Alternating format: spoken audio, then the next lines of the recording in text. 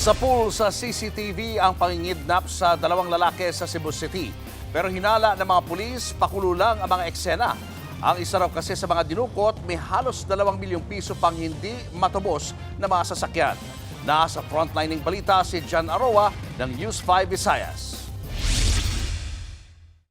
Sa kuhang ito ng CCTV, makikitang nag-uusap ang dalawang lalaking yan sa isang parking lot sa Banilad, Cebu City. Maya-maya ang kotseng nakaparada sa di kalayuan, umandar at tumigil sa harap ng dalawa. Bumaba ang mga sakay nito at patakbong sinugod ang mga lalaki. Dumating din ang isang puting van. Lumabas ang mga sakay nito at sapilitang ipinasok sa sasakyan ang isa sa mga lalaki. Habang ang kasama niya na kinilalang si alias Glenn, tinangkapang magpumiglas. Sinubukan niyang kumapit sa pinto ng van pero pinagsusuntok siya hanggang sa tuluyan na nakaalis ang sasakyan. Ang lalaking nanuntok sumakay naman sa SUV ng mga biktima. Ayon sa mga pulis, noong May 11 pa nangyari ang insidente. Ligtas na ngayon si alias Glenn. Nakita siya 3 oras matapos ang insidente sa isang highway sa Naga City. Blindfold man siguro siya. Binblindfold siya. Wala na siyang alam kung nasaan siya. Ibinaba na lang siya sa isang area tapos doon sa loob ng van siya pinagbubugbog. Pagdating niya rito, may mga sugat at pasana siya sa mata. Ang biktima, kinuha ang mga gamit niya. Mga cellphone, relo, passport at iba pang mga ID. Base sa investigasyon ng Mabulo Police, 3 buwan bago ang insidente, nagsangla kay Glenn ang lalaking nakasombrero ng 2 sasakyan na nagkakahalaga ng 1.8 million pesos. Kabilang na dyan ang puting SUV na nasapol sa CCTV.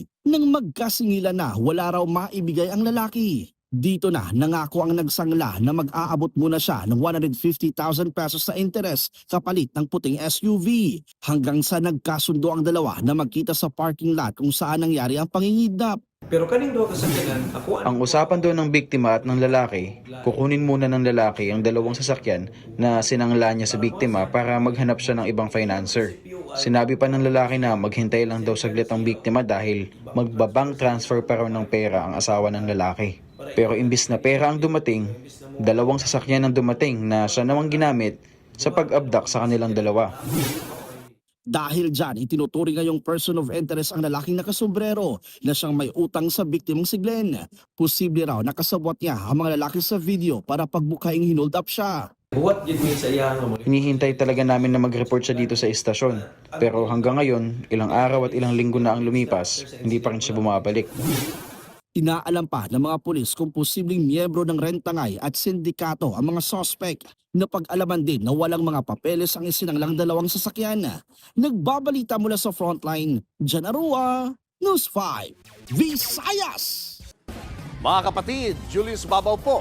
Para sa komprehensibo at makabuluhang balitaan at talakayan, mag-follow at mag-subscribe na sa social media pages ng News 5.